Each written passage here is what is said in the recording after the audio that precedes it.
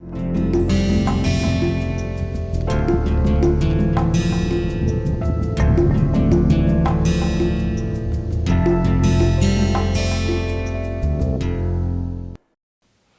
and welcome back. Today is the second day of the second week of this course. So, in the previous class, we learnt about population inversion, and we learned that in order to have a laser action, we need to have population inversion. That is, the population of the excited state should be higher than the ground state. And when I say excited state and ground state, it means that these two states are involved in laser action. That means that they are connected by a downward or coupled by downward transition. And we also learned that it is not possible to have population inversion in a two level system, and two level system is the one that we started with. Okay, we did all our formalism using two level system. So, toward the end we posed a question that two level system cannot work as a laser as it cannot have population inversion. Can a three level system give rise to population inversion, and hence can it work as a laser? So, we started finding out about that one. So, we will start from that point only. So, we will have a three level system. So, for simplicity I am marking them as 1, 2 and 3. Okay. So, I marked them in this way just to have simplicity. So, 1 and 2, if I forget about the existence of 3, is just like a two level system. So, I know in that case I will not have any population inversion, hence no laser action. Now, what happens in a three level system? So, first we have to think about what are the transition probabilities here. So, I have total 3 states. So, there are total 3 pairs of system between which transition can take place. So, I can have a transition from 1 to 2, I can have transition between 2 and 3, I can have transition between 1 and 3. Okay. So, these 3 types of transitions are possible. Now, let us see what are the conditions under which these 3 level system can work as a laser.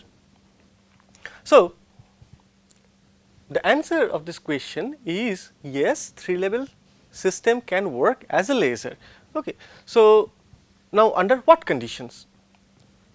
So, first is the transition that I will consider from 1 to 2, as we have done already.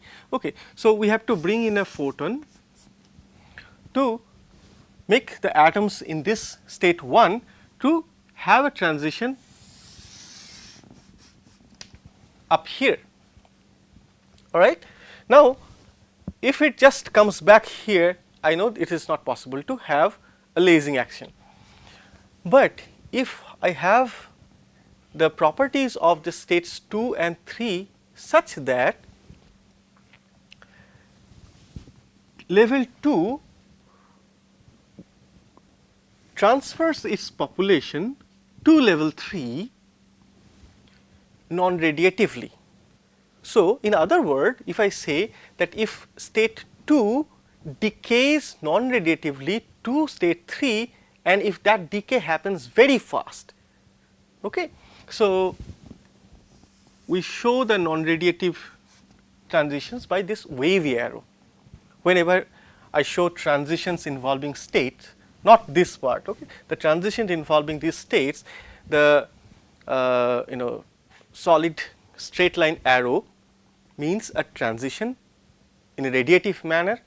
On the other hand, the wavy arrows signify non-radiative transition. So, if this the population in this state after this absorption brings back the system to level 3, and if that process is very fast, what does that mean?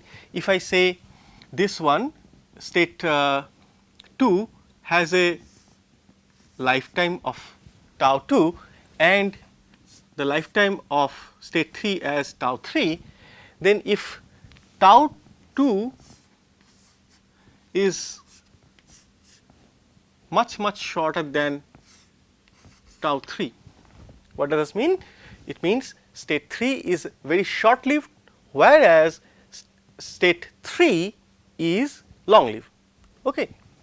So, under that condition it will non-radiatively decay. Okay. I am assuming that it decays down here non-radiatively, no radiative decay I am considering. Okay. Radiative decay will complicate the process.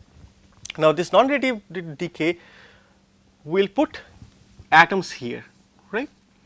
Now, this first process, that is this absorption. So, we are providing an external stimulus in form of photons to take this system from here to here, and this is known as pumping.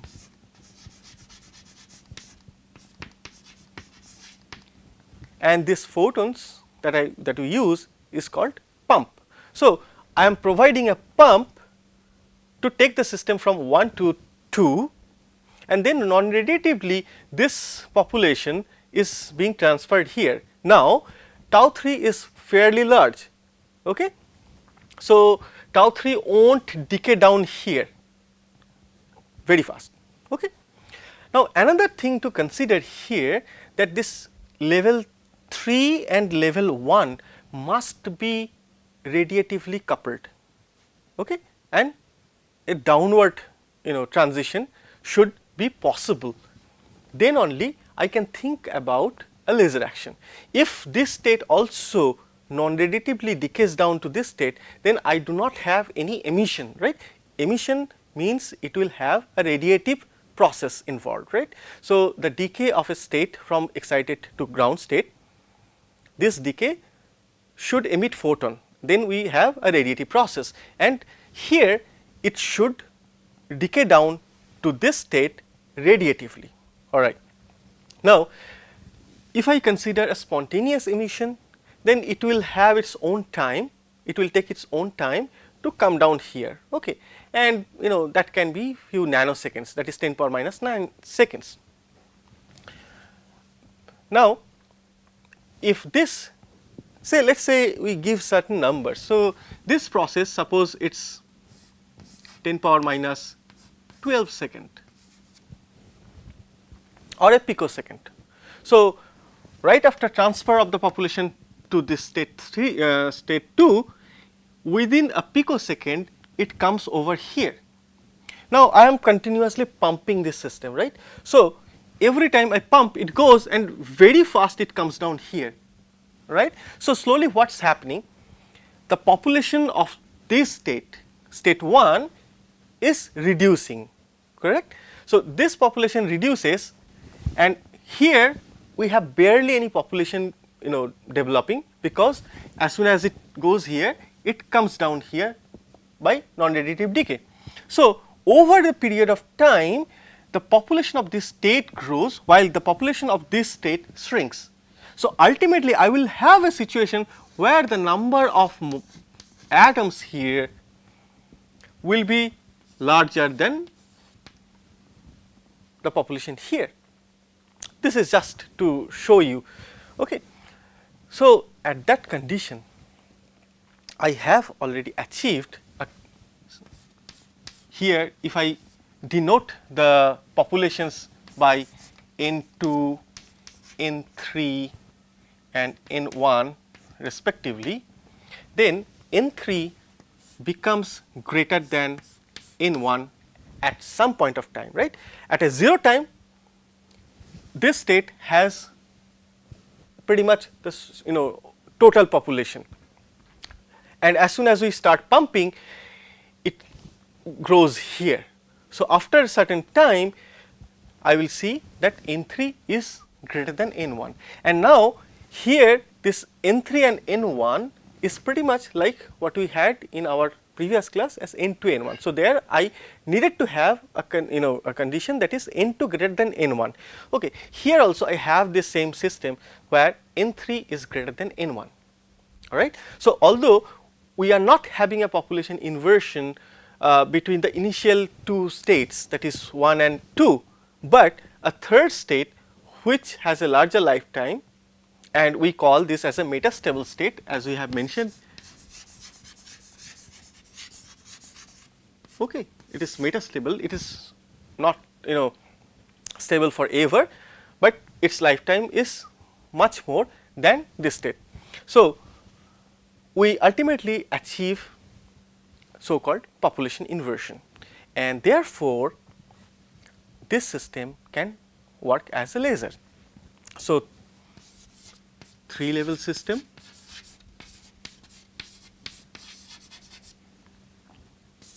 can have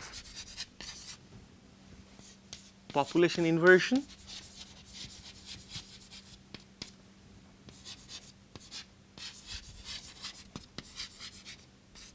right. So that means it can work as laser.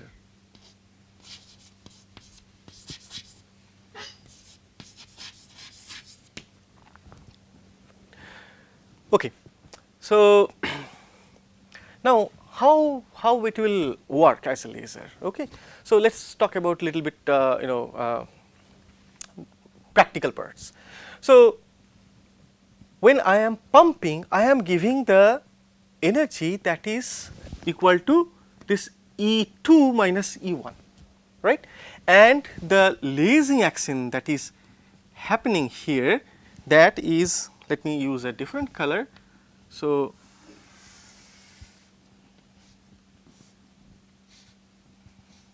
like this, right. So this is my stimulated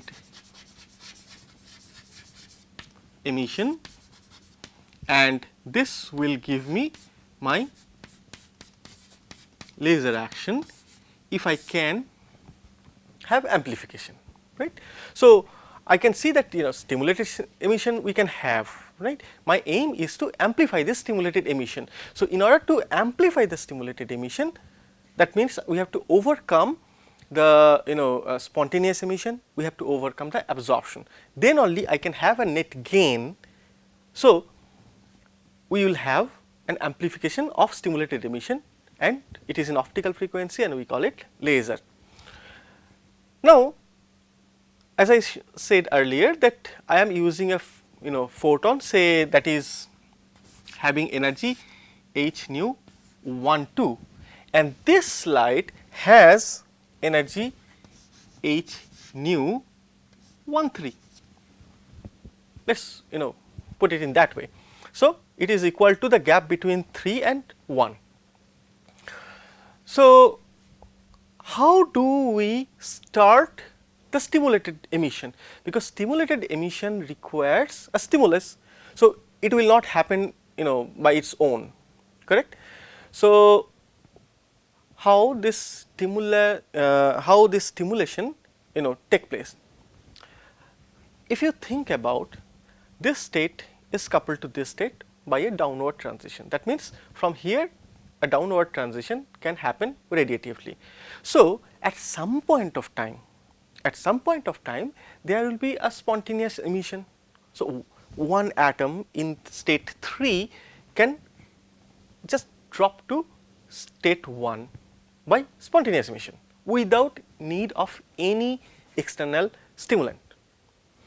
Now that photon exists in the system, and that photon can interact one of these excited atoms and bring it down, giving total 2 photons. Then those 2 photons can interact with another 2 excited atom and bring down total 4, give 4 photons, and in that way it can keep going and going and going. So in this system, spontaneous emission triggers stimulated emission. Stimulated emission, right? This must be clear by now. I do not need to put any light from outside to stimulate this process. These photon which is coming due to spontaneous emission can trigger the stimulated emission. And what will happen in that case? In this 3 laser system, I know that okay, it will take some time to build up the population here, and it will certainly take certain amount of time to create the inverted population or to create the population inversion. So, once the population inversion is created, we will have on spontaneous emission taking place, and that will trigger the stimulated emission, and it is highly possible that then it will create like an avalanche. So, one photon comes down, that goes hits here, 2 photons goes out, those 2 hits this 2 giving 4 and so on. So, altogether all the excited atoms at state in the state 3 can just collapse to the ground state. So, what does that mean? That I will get a bunch of photon within a very short period of time, and then this whole state is empty because all of them have gone down within a very short period of time, correct? So, I get large output. Now, at that condition what happens? All the molecules are back to the ground state, and the ground state population is way much higher than this state at that point of time. Again it will take its own time to build the population inversion, and again some spontaneous emission will trigger the stimulated emission. So, the take home message is that from this 3 level system I will get short burst of photons. Okay? So,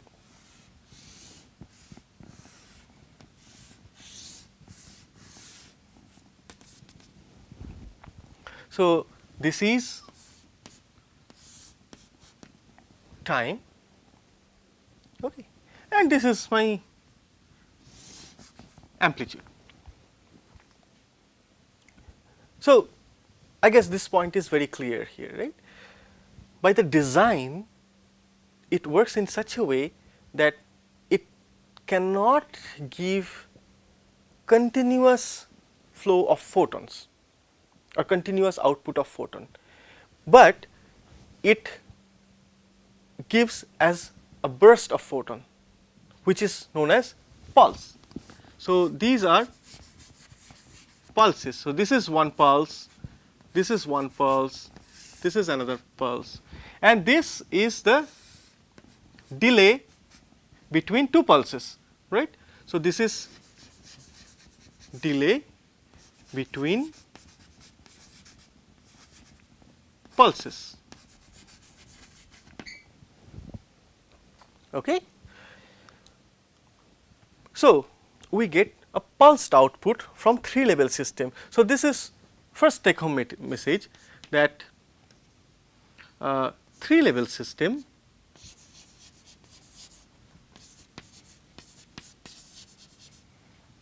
gives pulsed laser output.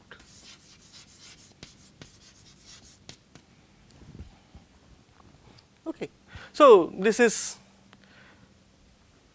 what Theodor Neumann got in 1961.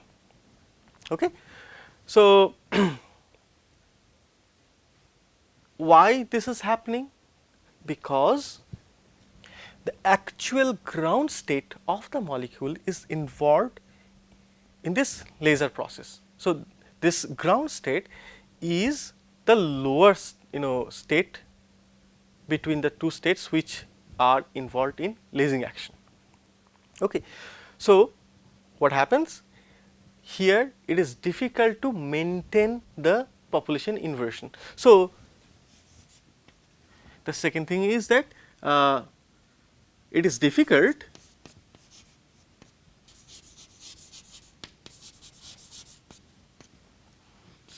to maintain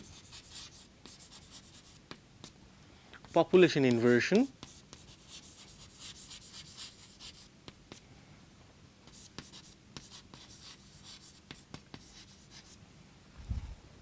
in a 3-level system. And because of this, actually I have an inherently pulsed laser output. Okay. So, if I cannot maintain my population inversion, then again I have to create the population inversion, and the time between the first laser output and then again the population inversion creation is essentially this time. And of course, one spontaneous photon, emitted photon, has to come and trigger the second burst. All right. So, this was the first laser that humankind invented, essentially Theodor Neumann, and this was one of the drawbacks. Okay, that it cannot be operated in a continuous fashion. Also, there were certain other things that it has had to be pumped really hard. Okay, so that what does mean that you have to put a lot of energy and then pump it there, so that the population created here is more than here. Okay, so this is kind of a drawback. Now, when we go from a 3-level laser to a 4-level laser, can we overcome this drawback which is given in this point 2?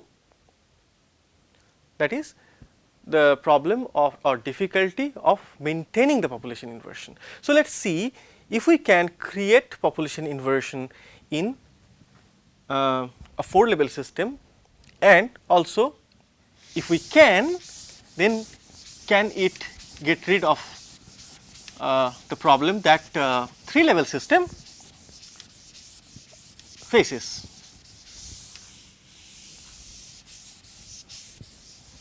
So,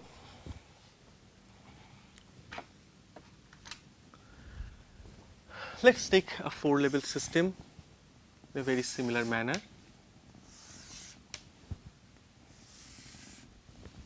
So, again I will name it in the same way. So, first level is 1 and the topmost level is 2, and then I have 3 and level 4. So, we will follow the same convention. We will come with a photon and take the atoms which are here to this level. Okay. So, when I send the pump in, so this is very necessary to get familiar with these terms, pump. Okay.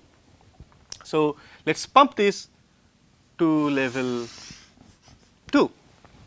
So, I create some population. Now, if this level 2 is just like level 2 here in this system, that is, if this level has lifetime tau 2 and this has tau 3 and say tau 4, then if tau 2 is much shorter than tau 3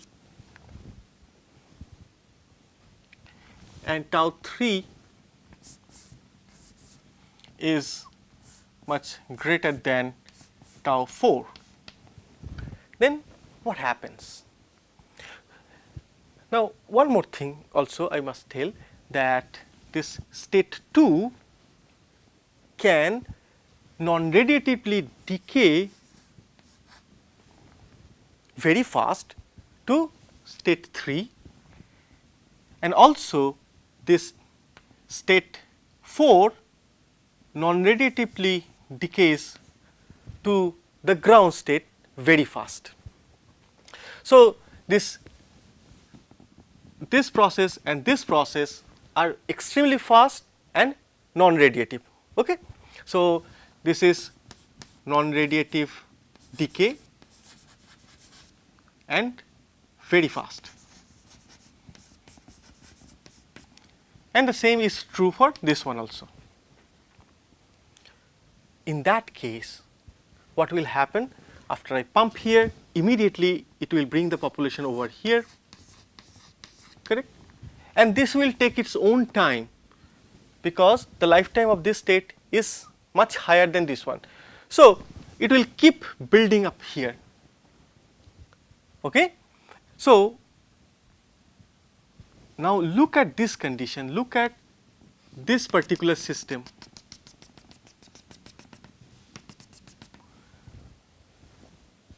Level 3 and level 4. So, level 4 has 0 population, okay, according to my drawing. I have pumped it here and it has transferred the population over here, and they are waiting there. So, there is a waiting period, they are waiting there. There is no population here. So, at a very beginning, when I start pumping, I have actually created a population inversion between state 3 and state 4, right. So, N 3 is higher than N 4, and it is pretty much all the time. As soon as I start pumping, it creates this condition. So, it is very easy to create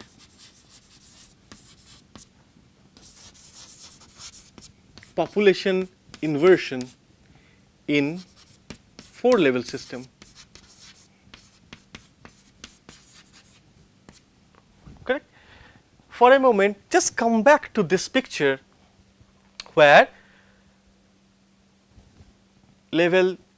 this level and this level were coupled by downward transition, and they are involved in lasing. So, population inversion had to be established here with respect to the ground state. So, if you have to do that, you had to really pump it hard. We told that, right. So, we have to put in lot of energy, lot of photons inside to actually create a condition where this state has more population than the ground state, which is highly, which is not the case here. Okay. So, this is a contrasting case. So, here creation of population inversion is rather difficult. Here creation of population inversion is very easy. And also we need to put little energy, much lower energy than this case. All right. So, now after saying all these things, if I also add that state 3 and state 4 are radiatively coupled by a downward transition, meaning that it can emit from here to here. So, that means these atoms excited here, they can come down to state 4 by emitting a photon. Then just imagine again, if there is a spontaneous emission. So, one photon due to this spontaneous, suppose this is making this transition. So, this is giving rise to a spontaneous emission of one photon, which triggers the decay of all these photons into this state. All right. Now, it will give a intense light as output. Now, see the contrast between this and this. Here it is continuously pumping in here, and whenever there are photons here, this is almost empty, because I have already said that this state decays to this ground state non-radiatively, and that is very fast. Okay. If you just look at this time scale, that is 10 to the minus 12 second compared to a lifetime of say much longer than that, okay, nanosecond and beyond. So, it will have ample of time to have a population inversion. So, it is therefore always having a situation where it is having population inversion.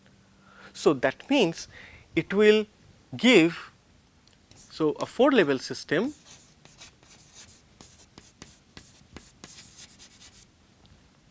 will intrinsically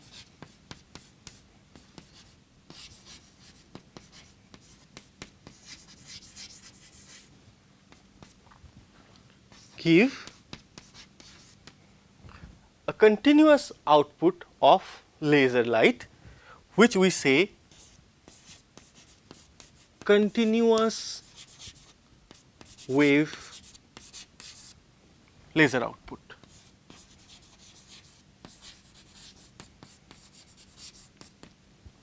Because it maintains the population inversion.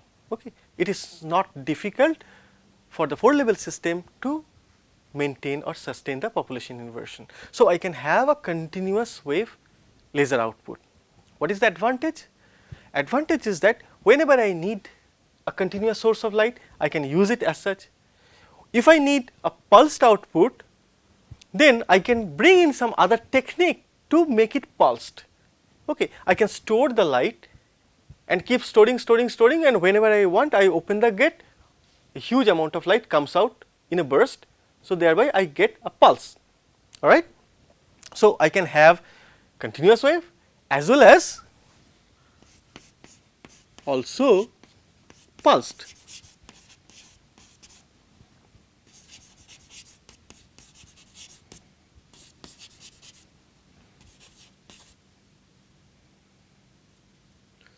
Can be obtained, okay, by putting in some pulsing technology, which we will talk about after 2-3 classes. Okay. There are techniques called Q switching or cavity dumping or mode locking. So, these are certain techniques by using which we can create a pulsed output, okay, from an intrinsically continuous wave laser. All right. So, now at this point we will ask you a question, that is okay. So,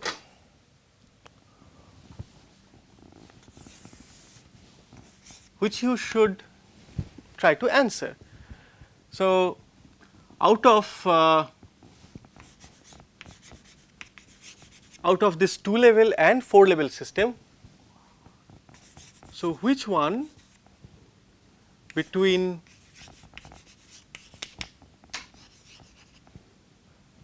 a 2 level, sorry, it is 3 level and 4 level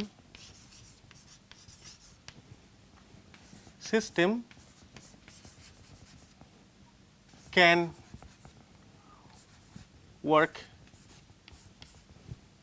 better or more efficiently as laser. Okay. So, you try to answer this question, otherwise I will answer it in the following class. So, thank you very much.